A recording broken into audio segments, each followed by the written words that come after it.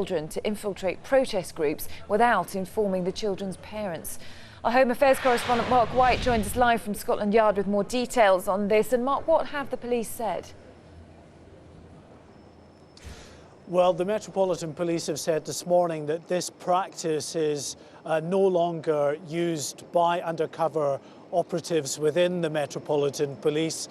Having said that, though, it is a story that will disturb and alarm very many people for obvious reasons. Now, it relates to a now disbanded squad called the Special Demonstration Squad, which was tasked with infiltrating activist groups. And they would use the aliases of deceased children to give them a better cover story in their backstories for these undercover operations they were embarking in. Paul Lewis, one of the Guardian newspaper reporters who broke this story, explained just how it worked. They were looking for dead children who shared their first name, who were born around the same time. And then they conducted quite a lot of research into these children, into their families, into their backgrounds, essentially so they could resurrect the identities and pretend to be people who had in fact died. And Mark, presumably these are long-term undercover operations still taking place, and also this wouldn't have been the only unit involved in it. So what about fears about how widespread this could be?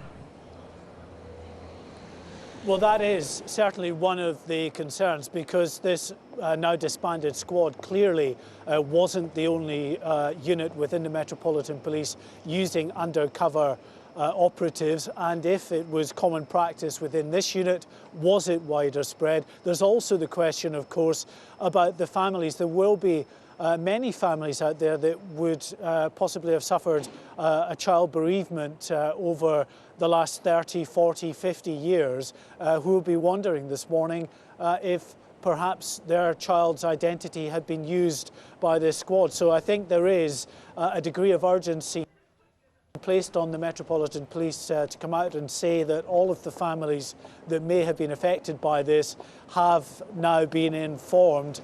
And as for the concerns that people might have about the Guardian raising this in the first place, given that it is now historic, that it's a practice that does not continue to this day, well, Paul Lewis at the Guardian says there is an onus on the police to make sure that everybody has been told, because to some extent these families may well have been put at risk by people either trying to establish what the cover story of an undercover operative might have been, or indeed some of these groups that the undercover teams were trying to infiltrate. If they had any comeback on these officers, it may have well been comeback that extended back to the families themselves, who were unwitting sort of pawns in this whole episode. Thanks, Mark. That's Mark White there, live from Scotland Yard.